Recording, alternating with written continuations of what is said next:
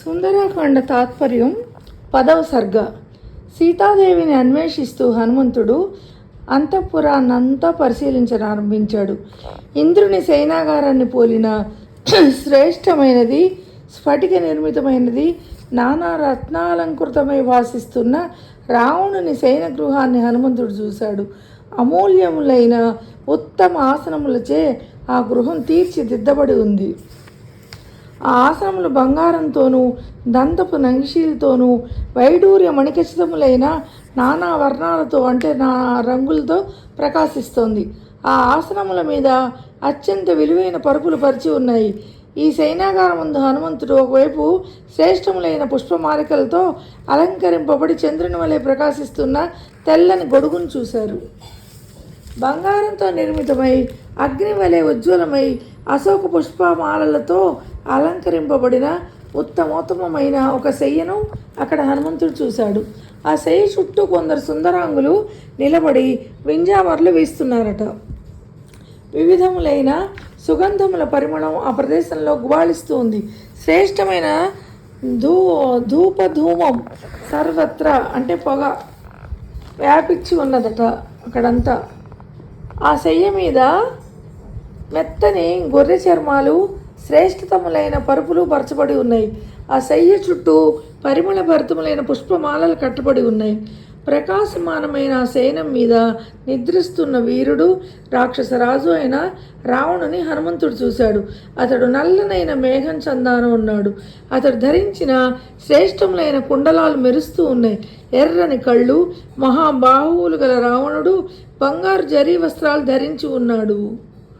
సుగంధ పరిమళాలు వెదజల్లే ఎర్రచందనాన్ని ఒడలంతా అలదుకొని అంటే ఒళ్ళంతా పూసుకొని ఉండడంతో, అత్యద్భుతమైన ఆభరణాలు ధరించడంతో ఆకాశంలో సంధ్యా సమయాన ఎర్రని రంగు దాల్చి మెరుపు తీగలతో కూడుకున్న మేఘంలాగా ఆ రావణుడు కనిపించాడు. కోరిన రూపాన్ని ధరించగల రాక్షసేంద్రుడు సుందర రూపంతో ప్రభాసిల్తున్నాడు. అమూల్యమైన ఆభరణాలను ధరించిన అతడు రాత్రంతా రతిక్రీడలు సరిపిన పిదప విశ్రమిస్తున్నాడు. అందువలన అతడు వృక్షాలు, వనాలు, పొదలతో నిండి నిద్రిస్తున్న మందర పర్వతంలా కనిపించాడు.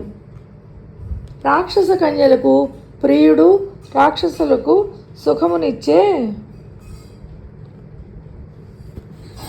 సుఖం చేకూర్చేవాడు అయిన రావణుడు మద్యపాన మత్తులో ప్రకాశమైన ఆ శయ్య మీద నిద్రిస్తూ ఉండడం కపిశ్రేష్ఠుడైన హనుమంతుడు చూశాడు. బుసగొట్టుతున్న మహాసర్పంలా నిశ్వాసిస్తున్న రావణుని వద్దకు వెళ్ళిన హనుమంతుడు ఉద్విగ్నుడై భీతి చెందిన వ్యక్తిలా కాస్త వెనకకు వెళ్ళాడు. అంటే భయపడినట్టుగా వెనక్కి వెళ్ళాడట. ఆయన ఎందుకు భయపడతాడు? వెంటనే హనుమంతుడు మెట్ల మీదుగా వెళ్ళి మరొక వేదికనెక్కి నిలబడి అక్కడి నుండి నిద్రిస్తున్న రావణుని పరీక్షగా చూడసాగాడు. రావణుడు శయనించి ఉన్న శ్రేష్టమైన శయనం మదపుటేనుగు శయనించిన విశాలమైన తటాకంలో ఒప్పారింది. ఆ శయనం మీద చాపబడిన రాక్షసేంద్రుని బాహువులను హనుమంతుడు తేరిపారా చూశాడు. ఆ బాహువులు బంగారు పురులతో తేజరిల్లుతూ ఇంద్రధ్వజానికి ధీటైనవిగా కనవచ్చాయి. పూర్వం ఐరావతంతో పోరాడినప్పుడు ఏర్పడ్డ గాయం తాలూకు మచ్చలు, దేవేంద్రుని వజ్రాయుధపు ఘాట్లు, విష్ణు చక్రం వల్ల కలిగిన గాయాల మచ్చలు ఆ బాహువులో ఇనుమడించిన శౌర్యాన్ని చెప్పకనే చెప్తున్నాయి. అవన్నీ ఉన్నా కూడా ఆయన బాహువులు అంటే చేతులు, ఆ చేతుల్లో ఉన్న కండల్ని చూస్తే ఆయన శౌర్యం ఎంత గొప్పగా ఉందో తెలుస్తోందట. ఆ బాహువులు బాగుగా బలిసి సమసుందరములైన మూపు గలవై శుభలక్షణ లక్షితాలైన గోళ్లను, బొటన వేళ్లను, అరచేతులను కలిగి దృఢమైన కోట గడియల వలె ఒప్పారుతున్నాయి. అంతేకాక ఏనుగు తొండం వలె గుండ్రంగా అమరి ఉన్న బాహువులు నిర్మలమైన ఆ శయనం మీద పడగ విప్పిన 5 తలల పాముల చందాన కానవస్తున్నాయి. కుందేటి రక్తం వలె ఎర్రని చల్లని మంచిగంధపు పైపూతతో అవి అలరారుతూ ఉన్నాయి. ఉత్తమ అంగనలచే మర్దింపబడే బాహువులకు శ్రేష్టములైన ఇతర సుగంధ ద్రవ్యాలు కూడా పూయబడి ఉన్నాయి. ఎన్నోసార్లు యక్షులను, పన్నగులను అంటే పావుల్ని, గంధర్వులను, దేవతలను, దానవులను ఆ మహాబాహువులు విలపించేటట్లు చేశాయి. అంటే వాటిని బాధ పెట్టే ఆ చేతులు. మందర పర్వతం మధ్యప్రదేశమునందు నిద్రిస్తున్నట్టు కోపించిన మహాసర్పాల వల్లే ఉన్న ఆ రావణుని మహాబాహువులను హనుమంతుడు తిలకించాడు. బలిసిన బాహువులతో పర్వత సదృశుడైన ఆ రాక్షసరాజు 2 శిఖరాలతో కూడిన మందర పర్వతంలా విరాజిల్లుతున్నాడు. నిద్రిస్తున్న రాక్షస శ్రేష్ఠుడైన ఆ రావణుడి ముఖం నుండి మామిడి పొన్న పువ్వుల సువాసన కలిగిన పొగడ పువ్వుల పరిమళం వహించి మృష్టాన్న రసముల వాసనతో కూడిన మధ్య గంధము గల నిశ్వాస వాయువులు ఆ గృహాన్ని యావత్తు నింపివేస్తున్నట్టు వెలువడసాగాయి. నిద్రిస్తున్న రావణుని, అతని పాదముల చెంత నిద్రిస్తున్న ఇష్టులైన అతని భార్యలను ఆ సైన్య మందిరంలో హనుమంతుడు చూశాడు. నిద్రావసాన కాస్త పక్కకు ఒరిగిన ముత్యములు మణులు పొదుగుపొడిగిన బంగారు కిరీటంతో రావణుడు ప్రకాశిస్తున్నాడు. కుండలముల కాంతిచే అతడి ముఖమండలం తేజరిల్లుతూ ఉంది. బలిష్టము, విశాలము, రక్త చందనంచే అలదబడినది అంటే పూయబడింది, ముత్యాల హారాలు గలది అయిన వక్షస్థలంతో అతడు భాసిస్తున్నాడు. ఉత్తరీయంగా తెల్లని పట్టు వస్త్రాన్ని కట్టు వస్త్రంగా శ్రేష్టమైన పీతాంబరాన్ని అతడు ధరించి ఉన్నాడు. అతని కళ్ళు ఎర్రబారి ఉన్నాయి. ఉసలు కొట్టే మహాసర్పం వలె నిశ్వసిస్తూ అంటే అతని ఉచ్ఛ్వాస నిశ్వాసలు పడక విప్పి బుసలు కొట్టే పావుల దానిలాగా వినిపిస్తున్నాయట. మినుముల రాశిలాగా నల్లగా ఉన్న అతడు గంగానదీ జలాల నడుమ శయనించిన ఏనుగులాగా కానవచ్చాడు. నలువంకల బంగారు దీపపాత్రలు ప్రకాశిస్తూ ఉండడంతో ఆ రావణుడు మెరుపుల సమూహాలచే సర్వత్రా ప్రకాశమానమైన మేఘం చందాన విరాజిల్లుతున్నాడు. చంద్రుని వలె ప్రకాశిస్తున్న మోము కలవారు, అందమైన కుండలములు ధరించిన వారు, వాడిపోని పుష్పమాలలను అలంకరించుకున్నవారు అయిన రావణునికి ఇష్టులైన భార్యలను కూడా హనుమంతుడు చూశాడు. నృత్తమునందు వివిధ వాద్య వాదనమందు నిపుణులై, నృత్యం అంటే నృత్యంలోనూ రకరకాల వాద్యాలు అవి వాయించే వాటిలో నిపుణులై రావణుడి బాహువుల చేతను అంక భాగాల చేతను లాలింపబడిన వారు, ఉత్తమ ఆభరణాలను అలంకరించుకున్నవారు అయిన రావణుని భార్యలు నిద్రిస్తూ ఉండడం హనుమంతుడు అక్కడ చూశాడు.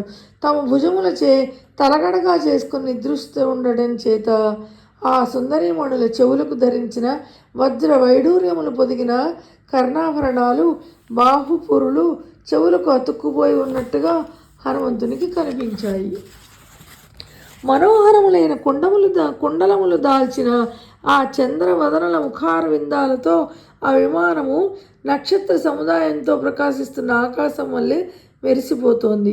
సన్న నడుము గల రావణుని భార్యలు మద్యం గ్రోలి మత్తెల్లి రతికేళులచే అలసి సొలసి అవకాశం ఉన్న చోట్లలో అట్లే పరుండి నిద్రిస్తున్నారు. వారిలో ఒక లావణ్యవతి నృత్య విద్యా పారంగతురాలవడం వల్ల నిద్రలో కూడా అభ్యాసవశమున నృత్య అంగభంగిమలను ప్రదర్శిస్తూనే శయనించి ఉంది. ఒకనొక వైణికురాలైన సుందరీమణి వీణను కౌగలించుకునే నిద్రిస్తూ మహానదీ ప్రవాహంలో కొట్టుకొని పోతూ యాదృచ్ఛికంగా ఒక చిన్న పడవకు తగులుకొన్న తామరతీగ వల్లే ఒప్పుతూ కనబడింది. మడ్డుకమనే వాద్యాన్ని చంకలోనే ఉంచుకొని నిద్రిస్తున్న నల్లనైన కన్నులు కల ఒక అంగన శిశువును చంకలో ఉంచుకున్న పుత్రవాత్సల్యం ఉట్టిపడే స్త్రీలా భాసిస్తోంది. సుందరములైన సర్వావయవాలు చక్కని స్తన సంపత్తి గల ఒక అంగన చాలా కాలం తర్వాత వచ్చిన ప్రియుణ్ణి కౌగలించుకున్నట్లుగా పహటమనే అంటే తప్పెట లాంటిది గట్టిగా పొదిగి పట్టుకుని నిద్రిస్తోంది. పద్మముల వంటి కన్నులు గల ఒక సుందరాంగి ఏకాంతంలో ప్రియుణ్ణి కూడిన కామ పరవశమై కామిని వలె వేణువును గాఢంగా కౌగలించుకొని నిద్రిస్తూ ఉన్నది. నృత్యంలో కోవిదురాలైన మరో అంగన విపంచి అనబడే 7 తంత్రుల వీణను హృదయానికి అద్దుకొని నిద్రాపరాధీనయ్యి కాంతుని కూడిన స్త్రీలా నిద్రలో జారిపోయి ఉన్నది. శృతిమెత్తనివి మనోహరమైనవి బలిసినవి బంగారు వర్ణంలోనివి అయిన అవయవాలతో మదించిన కన్నులతో ఉన్న ఒక స్త్రీ మృదంగాన్ని గట్టిగా కౌగలించుకొని పారవస్యంతో కళ్ళు మూతల పడగా నిద్రిస్తోంది. మధుపానంతో అలసిన కృశోదరి అయిన అంటే కృషించిపోయిందనమాట ఒక యువతి ప్రణవం అనే వాద్య విశేషాన్ని చంకలో బాహువులతో దృఢంగా పుచ్చుకుని నిద్రిస్తూ ఉన్నది.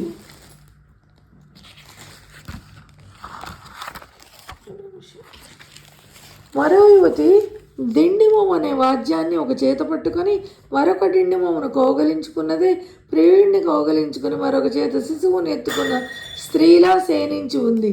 తామర పువ్వు రేకులను పోలిన కన్నులు గల ఒక సుందరాంగి ఆడంబరం అనే వాద్యాన్ని బాహులచే గట్టిగా కౌగలించుకుని మదమోహితే నిద్రిస్తూ ఉన్నది.